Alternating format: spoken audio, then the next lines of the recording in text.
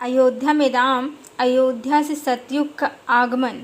Hello friends, election बीत गया है, परिणाम आ गया है, नई सरकार बन गई है, प्राइम मिनिस्टर ने अपनी कुर्सी संभाल ली है। जैसा कि इलेक्शन के समय बहुत से एस्ट्रोलॉजर प्राइम मिनिस्टर को शेषनाग बता रहे थे और 400 पार का नारा तो चल ही रहा था।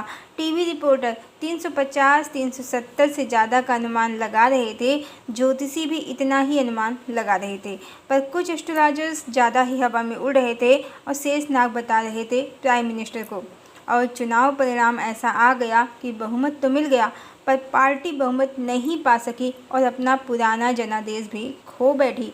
और विपक्ष इस बार पहले से कहीं ज़्यादा मजबूत हो गया है। वैसे खबरें ये भी चली कि जब एनडीए का गठबंधन कमज़ोर पड़ने लगा वोटिंग की काउंटिंग में, तो सरकार ने इवनिंग में काउंटिंग 1 घंटे के लिए रोक दी और झोल मार करके किसी तरह बहुमत हासिल कर लिया। अब सरकार एनडीए की है, चाहे जैसे हो, कोई कुछ नहीं कर सकता। पर आश्चर्य ये हो गया, प्राइम मिनिस्टर जो अयोध्या में राम को लाए, राम मंदिर बनवाया अयोध्या में, तो अयोध्या में राम ने प्राइम मिनिस्टर से मुंह ही फेर लिया और सरकार उत्तर प्रदेश और अयोध्या दोनों जगह हार गई। सबसे मज़ेदार तो ये हो गया कि ऐसा होने से अयोध्या की प्रजा गद्दार सिद्ध हो गई, लेकिन ये सिद्ध नहीं हो पाया कि मोदी शेषनाग नहीं हैं और राम मोदी से अप्रसन्न हैं। यही अंधविश्वास की पराकाष्ठा है।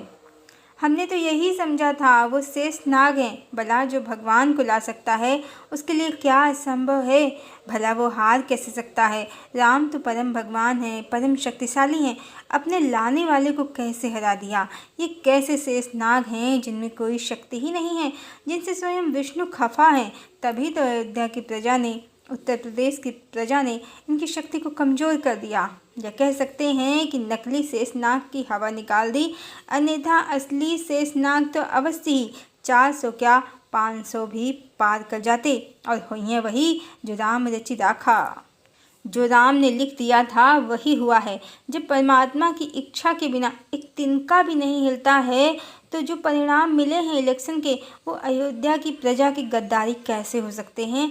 और इस समय सोशल मीडिया के बड़े बड़े ज्ञानी जो अपने घरों में एसी में बैठकर मात्र पंचायत करते हैं, वास्तविकता जमीनी धरातल से अनभिज्ञ हैं, भगवान राम के आदर्शों से कोसों दूर हैं, तो ये समझ ही नहीं पा रहे हैं जिन राम ने पिता के वचनों के लिए, जो पिता ने उनकी माता को दिए थे, उनके लिए मिलते हुए सिंहासन को एक पल में त्याग दिया, बिना किसी शोक विषाद के।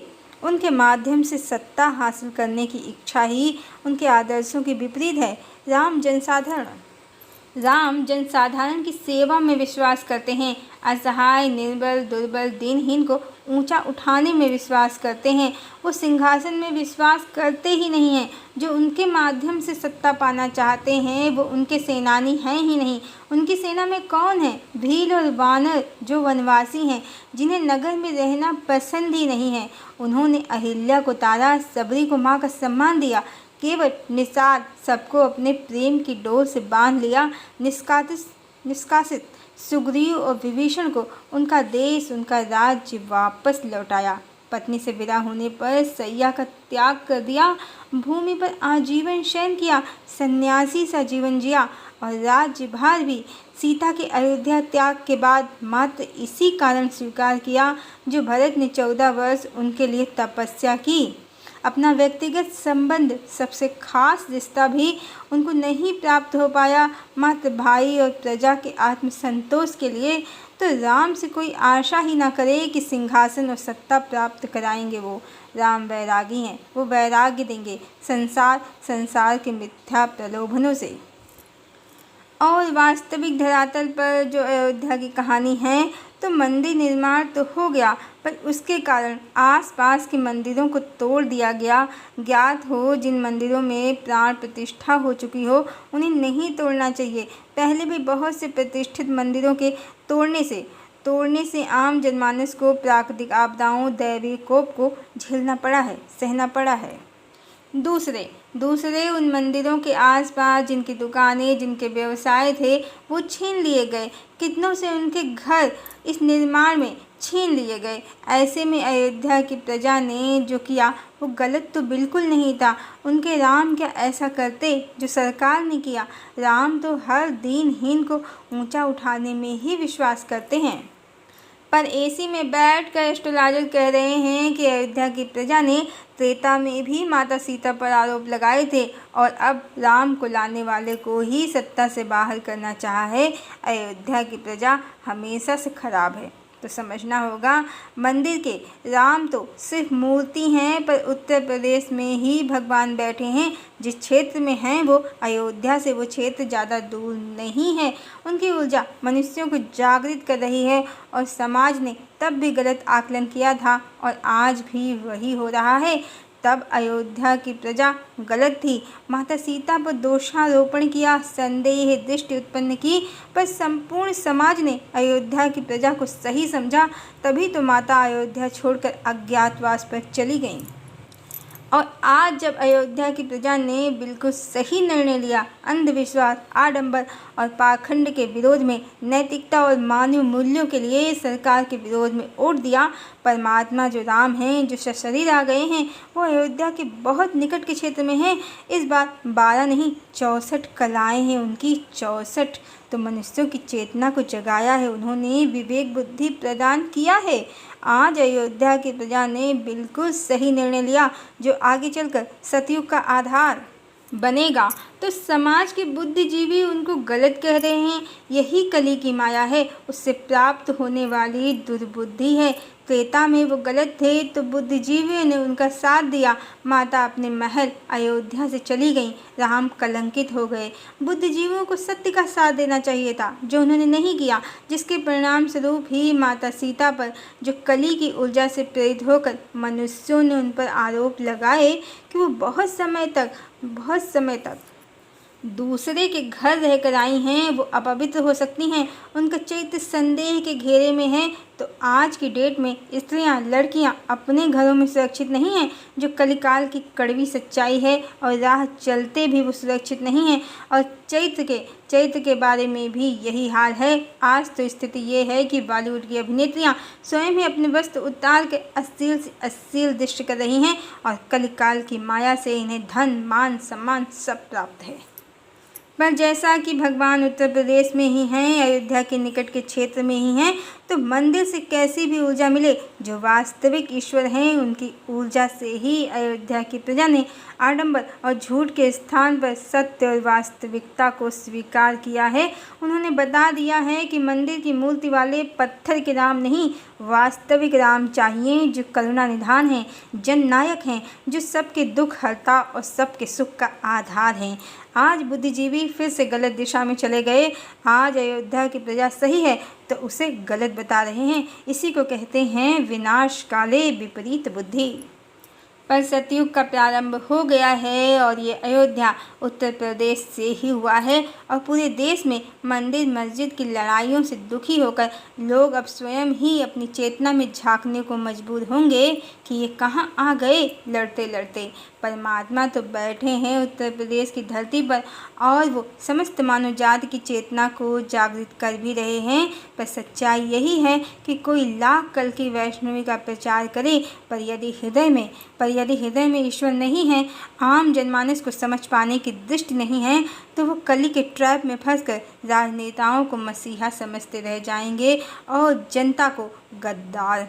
और जो प्रभु के अनुयायी हैं, सीधे सरल मनुष्य, प्रभु उनका हाथ पकड़कर उन्हें डिवाइन एरा में प्रवेश करा देंगे, बहुत प्रेम और करुणा के साथ। क्योंकि परमात्मा नेताओं की तरह गपबाजी, अंधविश्वास और पाखंड के पुतले नहीं हैं, बल्कि प्रेम और करुणा के सागर हैं, करुणावतार हैं।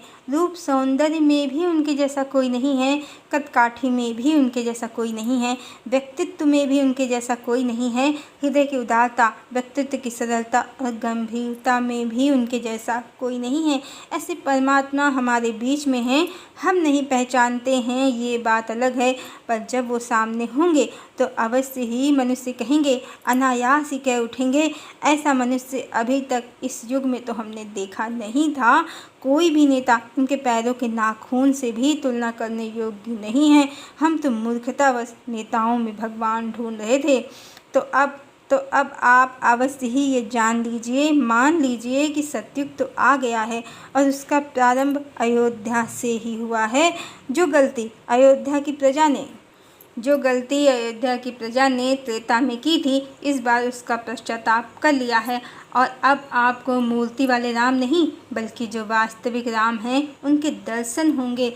बस उसके लिए राम के आदर्शों पर चलना होगा, क्योंकि परमात्मा कोई नेता नहीं है कि रुपए और मिठाइयों से खुश हो जाएं। वो तो तभी खुश होंगे जब आप सत्य, न्याय, प्रेम और करुणा के परमात्मा के मार्ग पर चलेंगे। तभी सच्चे अर्थों में राम राज होगा। अन्यथा मंदिर तो बन गया है, मूर्ति की प्राण प्रतिष्ठा भी हो गई है, पर फिर भी समाज में ईर्ष्या, द्वेष, पाप, अत्याचार सब चरम पर है। क्योंकि यदि मंदिर और मूर्ति से सतयुग का प्रारंभ होना होता तो देश में चारों धाम भी हैं और हजारों लाखों छोटे बड़े मंदिर भी हैं। फिर तो कलिकाल होना भी नहीं चाहिए था धरा पर वास्तविकता ये है कि मनुष्य धर्म क्या है ये भूल गए हैं और टीका टंबर और आडंबर को धर्म समझ बैठे हैं, जिसको सुधारने के लिए ही धर्म के विषय में जो सही कॉन्सेप्ट है उसको बताने के लिए ही परमात्मा को धरती पर स्वयं आना पड़ा है। और इसकी शुरुआत अयोध्या से हो गई है और अब परमात्मा जो धरा पर उपस्थित हैं उनकी ऊर्जा से अब मनुष्यों की चेतना अपने सत्य से परिचित होगी। जिनके कर्म और आचरण पवित्र हैं वो अवश्य ही चेतना की जागृति को प्राप्त होंगे और उनके लिए ही परमात्मा धरा पर आए हैं और 3D के ट्रैप से वो बाहर निकल पाएंगे और जान पाएंगे कि सबकी चेतना एक ही है। हमें आपस में भेदभाव ना करके प्रेम से रहना है और यही लोग पवित्र आत्माएं परमात्मा के द्वारा सतयुग में प्रवेश करेंगी, जो परमात्मा का इंतजार कर रहे हैं, जो एकमात्र प्रेम की ऊर्जा को धारण करने वाले हैं, प्रभु के सच्चे अनुयायी हैं, जिनके कर्म और आचरण पवित्र हैं, जो परमात्मा को हजारों करोड़ों स्त्रियों का रसिया, आशिक इत्यादि न समझकर सर्वव्यापी और न्यायकारी और एकमात्र आदिशक्ति माँ भगवती का पति जानते और मानते हैं। भगवान न तो राम को सत्ता से कभी लेना देना था, न कृष्ण को, और ना ही भगवान बुद्ध को। राम ने पिता के वचनों के लिए राजपद ही त्याग दिया। कृष्ण ने समुद्र पर एक छोटा सा नगर बसाया, द्वारका, और जाते जाते उसे समुद्र में जलमग्न भी कर दिया। और बुद्ध ने ज्ञान के हेतु राज सिंहासन को त्याग दिया और उन्होंने जो ज्ञान दिया उनके अनुयायियों ने जो धर्म चलाया वो पूरे विश्व में फैल गया। बुद्ध ने एक छोटे से भूभाग पर नहीं वरन पूरे विश्व में अपना साम्राज्य फैलाया। इस तरह परमात्मा जब धरा पर आते हैं तो अवश्य ही जन्म किसी भी क्षेत्र में लें, पर जन्म उनका समस्त विश्व के कल्याण के लिए ही होता है और उनका शासन राज सिंहासन तक सीमित नहीं रहता है। और भगवान कल्कि भी इस तरह एक प्रदेश या देश के लिए नहीं बल्कि समस्त संसार को अपनी ऊर्जा से प्रकाशित करने के लिए ही अवतरित हुए हैं। इस तरह भगवान जो राजा हैं वो बिल्कुल अलग तरह के राजा हैं।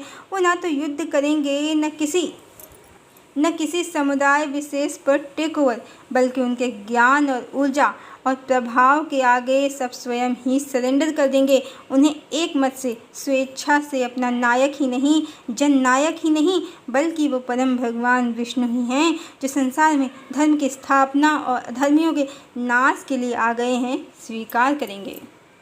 और हाँ, उनकी लीला चल रही है। कितने ही भूभाग और कितने ही मनुष्य इस समय माँ प्रकृति आदि भवानी के क्रोध को इस समय सह रहे हैं, सहने को विवश हैं। तो परमात्मा को युग बदलने के लिए, असुरों का नाश करने के लिए असुरों का नाश करने के लिए कोई गन या मिसाइल की ज़रूरत है तो ऐसा नहीं है। उनके संकल्प मात्र से अनगिनत सृष्टियाँ बनती और मिटती हैं हर क्षण प्रतिक्षण। तो असुरों का संहार, कलिदानों का नाश तो वो चुटकी बजाते ही कर देंगे। परमात्मा का सुदर्शन चल रहा है। जिनकी अंतर्दृष्टि जागृत है वो ये बात अच्छी तरह जानते हैं। तो कोई राम और कल्कि के भरोसे राजनीति चमकाए या अपना चैनल, दोनों को ही भगवान का कोई सपोर्ट नहीं है। जैसे आज नेताओं की पोल खुली है, वैसे ही कल इन गप फाँकने वाले नेताओं को शेषनाग बताने वाले चैनल्स की भी पोल खुल जाएगी। भगवान राम और कल्कि का सतयुग और युग परिवर्तन से अवश्य संबंध है, पर गंदी पॉलिटिक्स और ठग नेताओं से बिल्कुल भी संबंध नहीं है। परमात्मा का प्रभाव उनकी सत्ता को स्वयं ही स्थापित कर देगा। एस्ट्रोलॉजर्स को कमाई करने के लिए कल्कि की आवश्यकता है, पर कल्कि को अपना साम्राज्य स्थापित करने के लिए किसी भी एस्ट्रोलॉजर्स की कोई आवश्यकता नहीं है। लोगों को स्वयं को कल्कि सिद्ध करने के लिए चैनल्स की आवश्यकता है, पर भगवान कल्कि स्वयं सिद्ध हैं। भगवान को उनका प्रभाव स्वयं ही सिद्ध करेगा कि एकमात्र वो ही परमात्मा हैं। और इस बार अयोध्या की प्रजा ने सत्य और न्याय का रास्ता पकड़ लिया है। इस बार कोई गलती नहीं हुई है, क्योंकि अब सतयुग का अवतरण होना निश्चित है। अब जो होगा हरि की इच्छा से होगा, भूलवश कुछ भी नहीं होगा। हरि ओम।